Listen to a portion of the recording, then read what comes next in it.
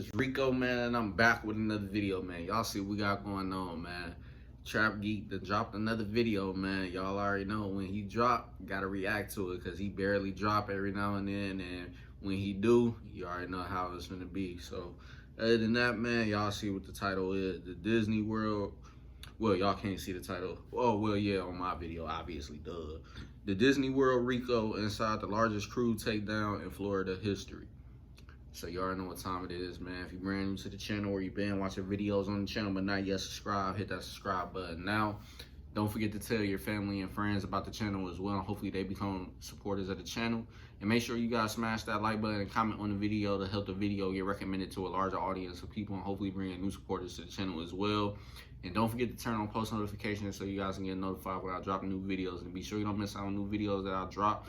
Check out the channel every single day before you go to bed or when you wake up in the morning. And also, don't forget to add and follow me on social media, man. Go turn my social media up. With that being said, man, y'all see what's going on. So let me start the screen record. I'm surprised this ain't hit 100K yet. That started and starting the vid now. When you come to Orlando, you think about Disney. Even though we ain't never been to Disney and shit ain't sweet, but people think about Disney when they talk. When I hear about Florida, I literally think about the hood and shit, because it's a lot of crazy shit that be going on out there in Florida. It's always some crazy ass story that you wouldn't expect that just end up getting reported. So yeah, man, Florida definitely ain't no joke for sure. But now let's continue on.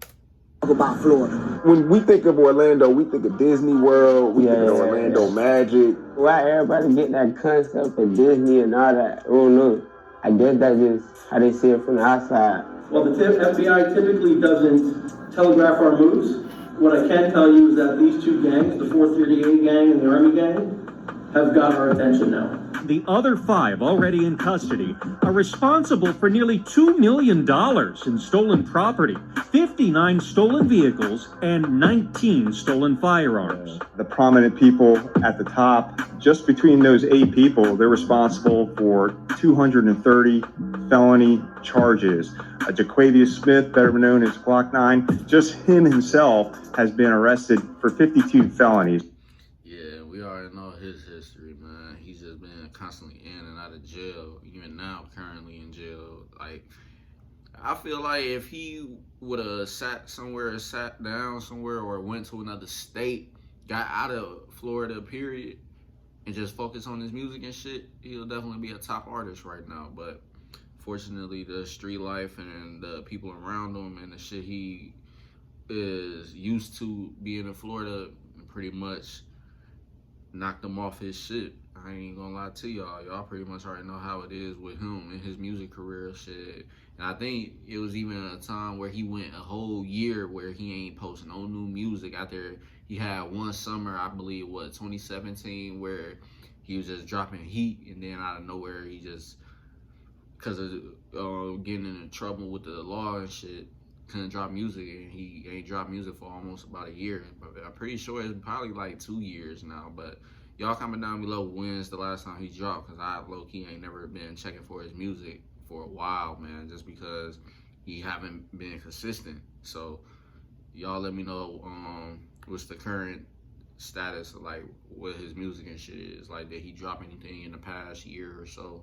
Let me know. Other than that, let's continue on.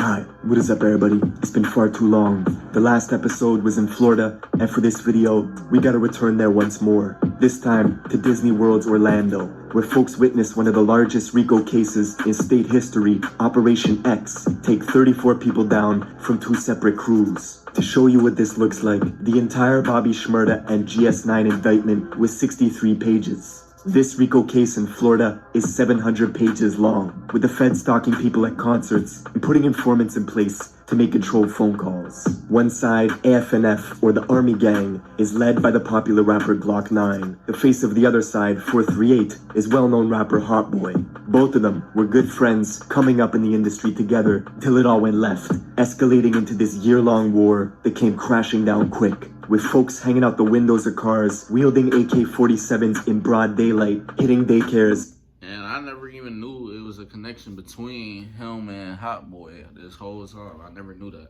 But Hey man, that's crazy. But let's continue on. And memorials. The city saw 30 back-to-back shootings in 6 months, and it forced Orlando to bring in the FBI, or Metropolitan Bureau of Investigations, basically Florida's version of the FBI, who built this whole case using wiretaps, Instagram, and evidence they found on people's phones. Sometimes thousands of photos and videos that map out drug routes from Orlando to California, with folks taking trips back and forth, smuggling hundreds of thousands of dollars in suitcases, flying girls out separate to bring the product home, where they launder the profits through cars, guns, and show dogs. Glokknine, who signed a $2 million deal with Young Money and Birdman when he was only 18, now faces 52 charges, including frauding the government out of $10,000 through a series of PPP loan scams that got intercepted when he tried showing it off to his friends on Instagram. And when the news dropped of a pending RICO charge, his once friend turned rival, Hotboii, decided to go on the run, and then turned himself in, but then went on the run again after they revoked his bond. One gang member on the one that's last month is now in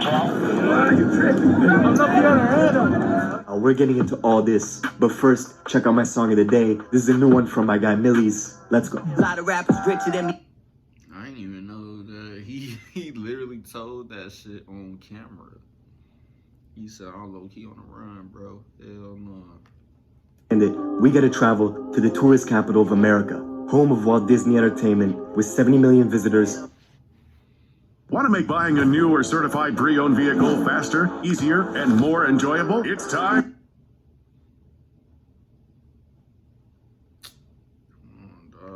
See, you two capping right now, bruh. Like, come on, man.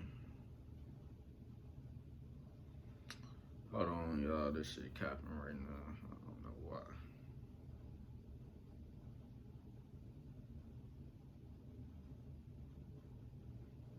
Coming in and out each year, Orlando, Florida.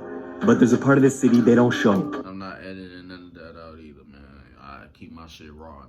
It's simple. The infamous ghettos of West Orlando.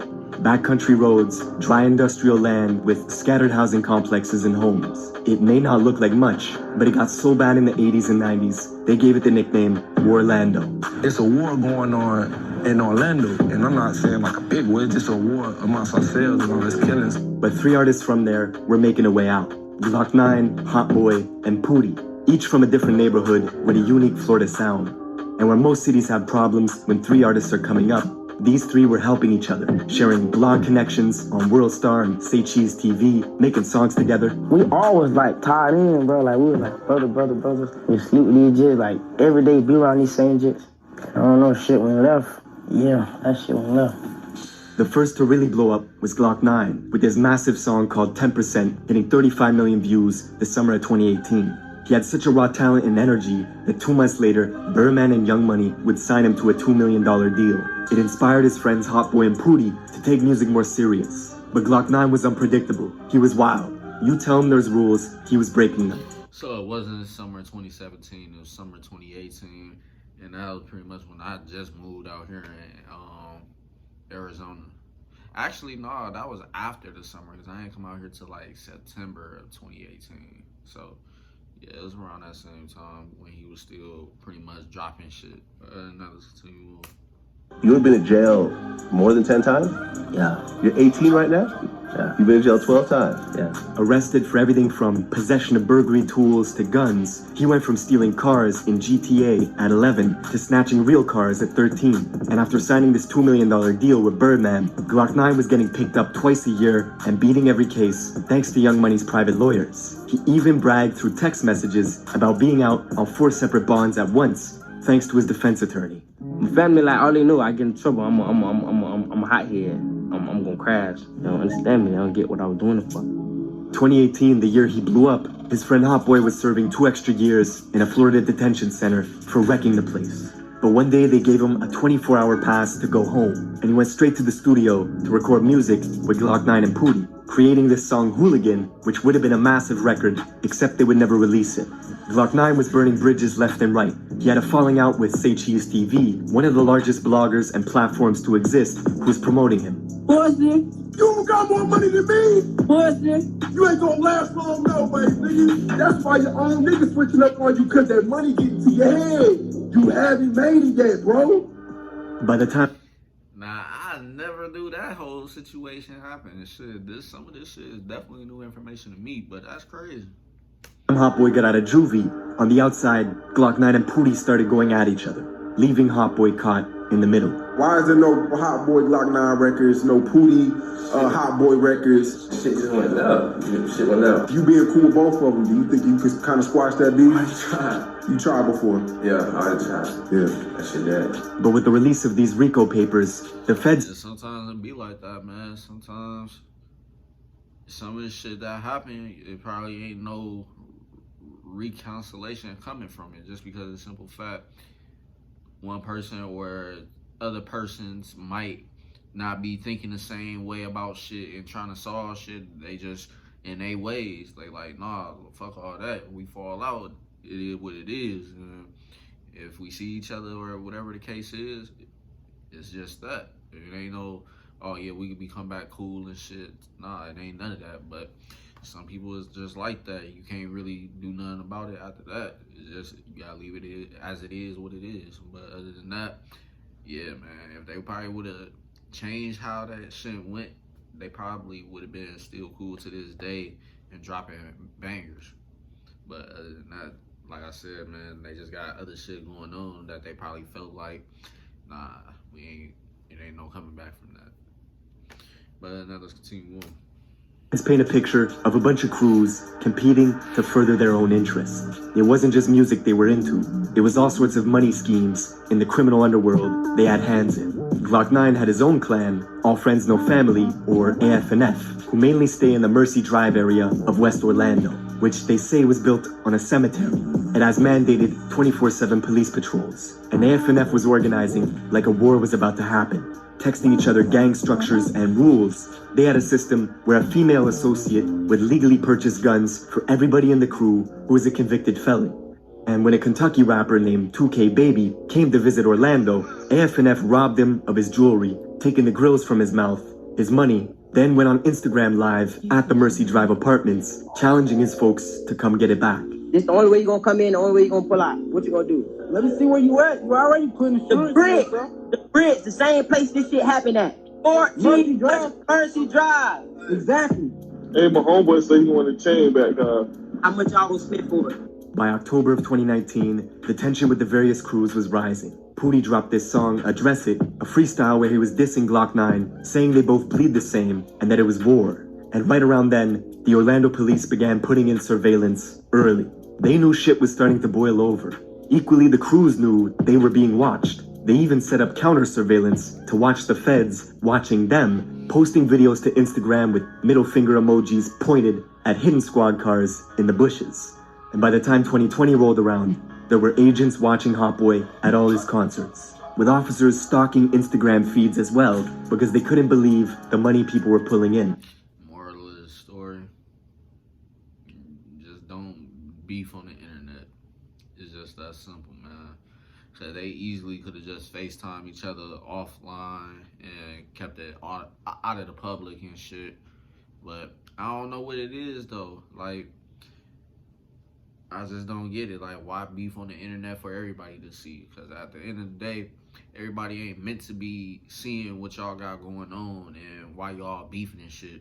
And mainly too because it can attract police, especially if y'all known gang members and y'all got like bodies dropping because of y'all beef and shit. You don't think the police gonna really be like, all right, we gotta see who these guys is on social media and pay attention and watch their pages and watch what they post and what they talking about and shit to see what's going on and what's the cause of all of this violence that's going on and shit.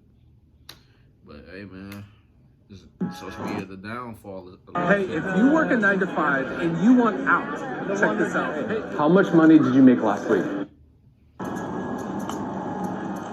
Hotboii, of course, had a real rap career, making legitimate music money, but the feds were watching him make plays on his cell phone, texting people for t-shirts, which was a code word for 100 pounds of coke that was to be broken up and resold. See, these wiretaps didn't only reveal what the rappers and crews were doing, they went all the way to the source of supply for the gangs in the city, specifically Hotboii's 438 gang from the Silver Star, Pine Hills area of West Orlando, as the feds wiretapped the most prominent narco trafficker in the city who's doing business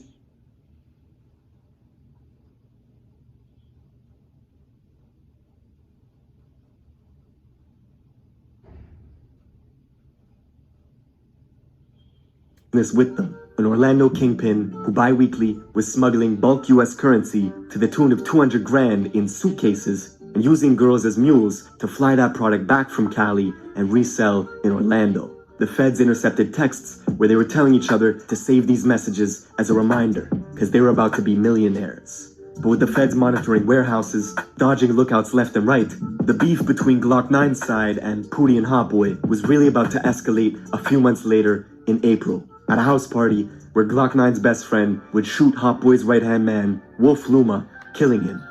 Wow. And the crazy thing is, I remember doing a video on that whole situation. I don't even think in that video they said he was linked to Hotboii being his friend or none of that. So now all of this shit is starting to make sense and connect the dots for real. And I think Trap Geek did a video on that whole situation with Demetrius Cox, but I can't remember. Yeah, he did, because it was with it was about Glokkboy and why he was pretty much having a rise and downfall and shit with the legal system and shit like that. So that's crazy. Now that all of this makes sense now for real.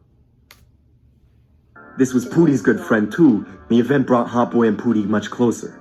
11 days after, they had a funeral for Wolf Luma, where Hotboii filmed this iconic music video at the service with everybody dressed in all black. Later, and it's crazy. I reacted to this video too, but they had finally, like after months, pretty much after the video got way bigger, pretty much copyright claimed it, and I think they even blocked it off of my channel. But that's crazy. So that video was about him that whole time as well. Like I said, it's just crazy nowadays, like the shit you can learn just by being on the internet or watching and shit, whatever the case you want to call it. But yeah, man, this all connects the dots now. That same day, they all went back to Poody's neighborhood to hold a vigil for their friend who was killed. But their rivals AFNF found out, driving over to the memorial in a small, dark SUV, they began shooting into the crowd that was gathered, hitting Poody and 3 others, killing a pro football prospect who had just signed with Louisville University. Investigators say this was retaliation just for Glokknine's friend getting arrested for the shooting of Wolf Luma. The very next month, 90,000 people tuned in for the live stream of the funeral for this 18-year-old football player who was killed. There was a chilling moment when the bishop quieted the whole room and said, "No suspect has been arrested yet, but folks are sitting here knowing who did it. This has to stop." See, Glokknine and others in AFNF had set up this network of unemployment scams across various states in the country with a database of names, addresses, and credit scores all saved on Glokknine's phone. He was using these scams to pay for the bonds of lower-ranking members that got jammed up. That way, they could fund this war for a long time, choosing to discuss business over FaceTime to prevent the feds from listening in. I ain't gonna lie, like,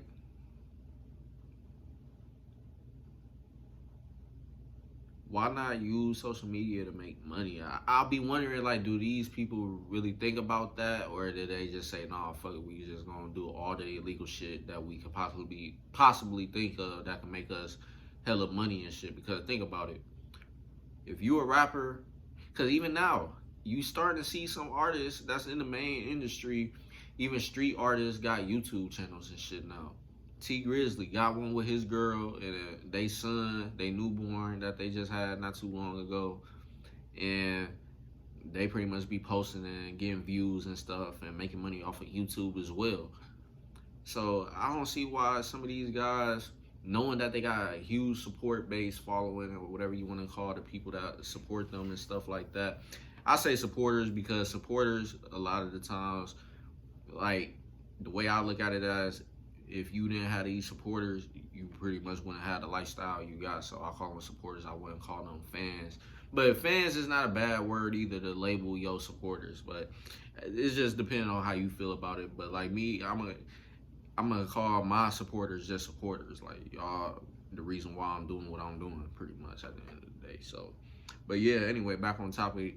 Before I resume, why not just start a YouTube or even fuck around and do OnlyFans? You ain't even gotta fucking tell motherfuckers you got an OnlyFans. Well, you can, but you ain't necessarily gotta like make it known that you gonna be a part of the videos and shit. You could probably just have the females on there or whatever they do what they do and get one of your homies or something just to run that shit or whatever the case is and build off of that. Like, it's so many different social media platforms you can make money off of nowadays. It's crazy. So I don't see why some of these guys don't just be like, fuck it, we got this huge amount of support.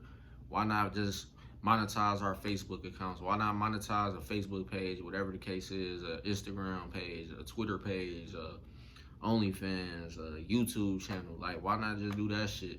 Because you'll be surprised at the amount of money you can make off of YouTube and shit, especially if you get consistently over 100K plus views a video. It's crazy. But yeah, man, y'all let me know, like, do y'all ever think about that if y'all was in the streets and shit, or y'all know people that probably ever was in the streets or is currently in the streets that think about this shit like that? Or y'all just like, nah, fuck it, y'all just rather be street niggas and do the illegal shit instead?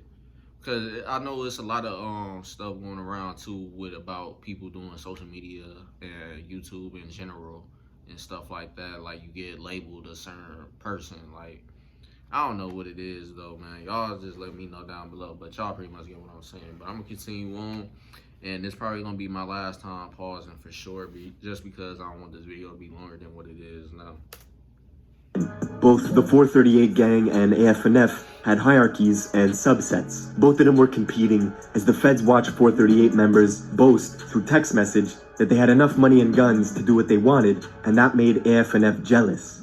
By the summer of 2020, the beef even spilled out of town into Jacksonville, Florida, with Glokknine putting out this song on the 1st of July called Criminal Minds. And in it, he says his enemies were clicking up making teams. He was actually talking about the well-known rapper Foolio out of Jacksonville. How you watch your mama get popped, you got shot in the ass, and you wrote a statement, all three of them things do not go together the way you tripping. All because Foolio would take a photo with Poody, and this made Glokknine mad. So he started dissing Foolio's deceased friends, and it caused Foolio's enemies from Jacksonville, like Ksoo, to then click up with Glokknine, where there was even almost a massive brawl at a mall in Atlanta when Ksoo crossed paths with Poody, and things were seconds away from turning dangerous. Oh, you can't stop all y'all. Y'all get to shoot at them cocky. Them cocky can't stop all y'all.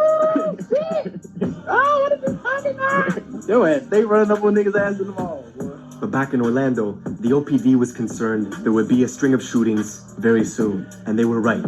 4 days into July, police arrived at a house in West Orlando with reports of gunshots. They found Glokknine's car with dark-tinted windows riddled in bullets, and him nowhere to be found. Listening in on phone calls, the feds learned of new strategies AFNF was using to avoid police when they were going on missions. They were riding around in rental vehicles with dark tints to see if they would get pulled over frequently in case they had to gun it in a high-speed chase. They were even going to put white boy stickers on vehicles so the police would think it was white people in the car and not try and stop them. 4 days after they found Glokknine's car abandoned with bullet holes in it, one of his friends, who went by the name Baby Joker, was driving around deep in 438 territory looking for rivals to tag. They pulled in at a place where one of Hotboii's good friends stayed at, driving a gray Dodge Challenger, and began firing at folks, with people scattering all over the yard. Hotboii's friend reacted quickly, running inside to grab his Draco, and came back, shooting at Baby Joker in the gray Dodge Challenger, which at this point was stranded in the... Bruh, this is really some GTA ass shit, bruh. Yeah. Pretty much too, for my supporters that's out of the country, you pretty much seeing like this is our problem with the gun laws. Like, it is what it is with the gun laws. I feel like we should still be able to get them as long as we don't have no background and shit, because at the end of the day, look at the people that's got guns. Whether you legally able to own guns or not. It's going to be a problem with gun violence everywhere. As long as guns exist, gun violence is going to exist anywhere and everywhere. It don't matter if the laws are very strict on it or not. Like, shit, look at Chicago. Look at New York. Shit, where else? Pretty much any city out here in the U.S. that have strict-ass gun laws. You still get hella shootings every year. But I ain't gonna go into that because that's a whole nother story for a different day, and this video will definitely be longer if I get into all of that. But let's continue on. The middle of the road, with the driver's hands all shot up, unable to get away. Baby Joker was dead. The craziest... Oh yeah, shit, even Cali with the gun violence. And they laws are strict as hell too with the guns and shit, I believe. But like I said, man, it is what it is. Let's continue on. Part, Hotboi's friend, the guy they were aiming at, was someone they knew since they were kids. This particular shooting would get referenced in a lot of music, as 438 boasted about this failed hit attempt.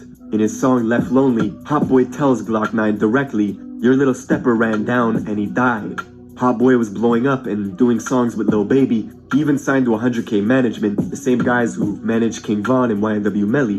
And there were other artists from the Silver Star 438 region, like Kuttem Reese, who was getting quite popular, getting song placements in Madden 2K games. He was even one of the rare artists who was able to get Chief Keef to do a music video with him. The feds had theories. Glokknine was jealous. Reese's career was taking off.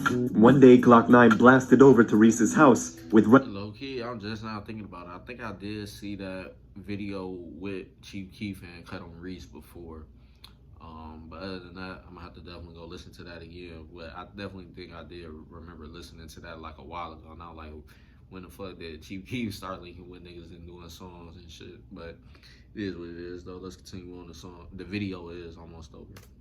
Rifles and pistols in the car, leaving it riddled with bullets. Witnesses told detectives Glokknine was trying to eliminate the competition. The very next day, Reese would retaliate back, going with 5 other 438 members to Glock's aunt's house, where he was sleeping at, and they left her house riddled in bullets as well. This particular feud was crazy, as the police counted 5 different attempts where Glokknine tried to take Reese's life in a matter of months, including a time where Reese was filming a music video in his purple Hellcat and was being followed by AF&F members who pulled up next to him in traffic and started shooting. Reese shot back and managed to escape, but then crashed into an oncoming vehicle and had to abandon the purple Hellcat with busted up legs.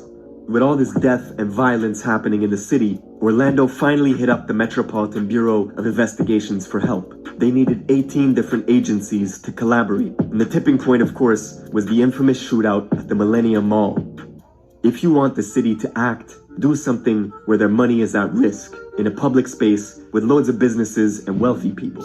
On October 8th of last year, Orlando's luxury mall of Millennia was a scene of chaos as OPD officers responded to a shooting that broke out in the parking lot. It was 3 against 4, Glokknine and 3 others versus 3 438 members. On surveillance video, you see the 438 guys leaving the mall, getting into a white BMW, and then rolling the car slowly, with shooters positioned behind the car doors, firing at Glokknine and his people, who were taking cover behind their own car, with bystanders running everywhere as security rushed to evacuate the mall. And despite a hail of gunfire, nobody actually got hit.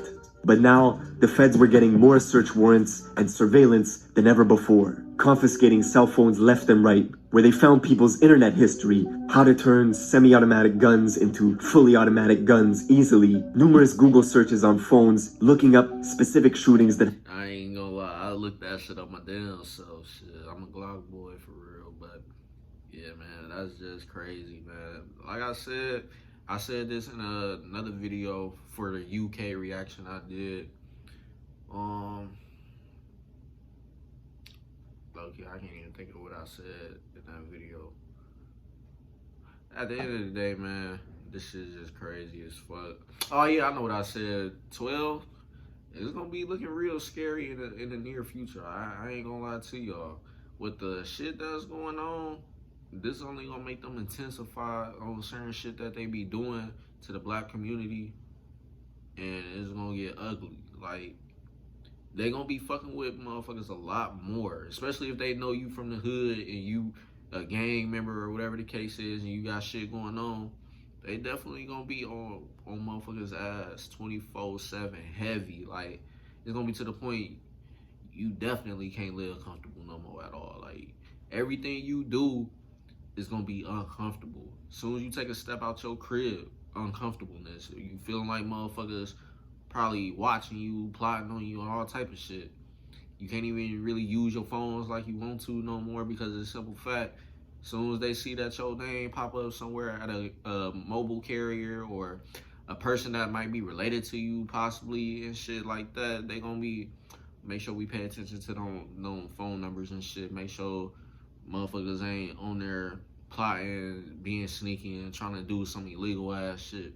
I just feel like that's literally what's about to happen now, man. Like, this shit, they definitely gonna be hawk eye vision on everybody pretty much at the end of the day. So at the end of the day, if you in the streets, man, just know it's gonna probably get a little more tougher, man. But it is what it is, though. Y'all know what type of lifestyle that is and what comes with it. So at the end of the day, once y'all start doing stuff like that, shooting at malls and public ass places like that, they definitely gonna try to find ways to increase on the shit that they gotta do to make sure they protect their investments, or pretty much in their words, the people, the community and stuff like that. Because at the end of the day, we know a huge thing, a part of their job is making sure they protecting public property. Because at the end of the day, if your city gotta pay for that shit, they gonna be a pain in the ass about it. Like, they gonna be like, all right, so some of this shit is about to happen to the city,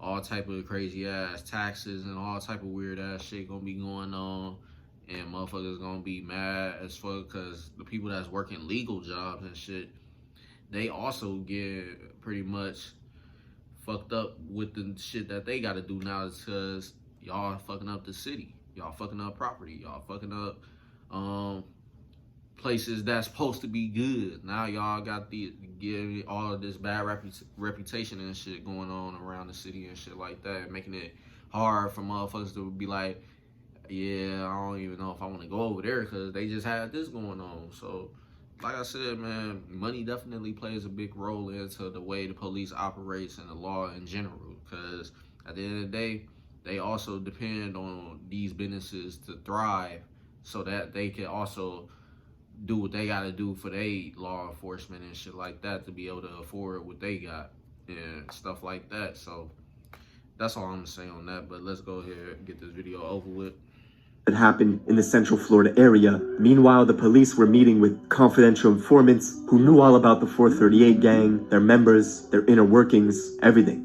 The informants told them of $60,000 hits being placed on people's heads and recommended the police act swiftly because more people were gonna die. And the rest, well, the rest of the story you know now. 34 people from 2 rival crews brought down in Operation X. And before I let you go, people always ask me what beats are in the video. I've listed the fantastic producers in order in the description below. And for the intro beat, yeah, they be snapping on the beats, but that's pretty much the end of the video, man. Y'all pretty much got my reaction. If you enjoy my reaction and stuff like that, make sure you leave a like, comment, and subscribe if you're brand new to the channel. Don't forget to tell your family and friends about the channel as well, and hopefully they become supporters of the channel. And don't forget to turn on post notifications so you guys can get notified when I drop new videos. To be sure you don't miss out on new videos that I drop, check out the channel every day before y'all go to bed or when y'all wake up in the morning. And don't forget to add and follow me on social media, man. Go turn my social media up. Hopefully this video get recommended to a large audience of people and bring in new supporters to the channel as well. But with that being said, that's officially the end of the video, and I'm gonna catch you guys later on with more videos. So stay tuned. Peace.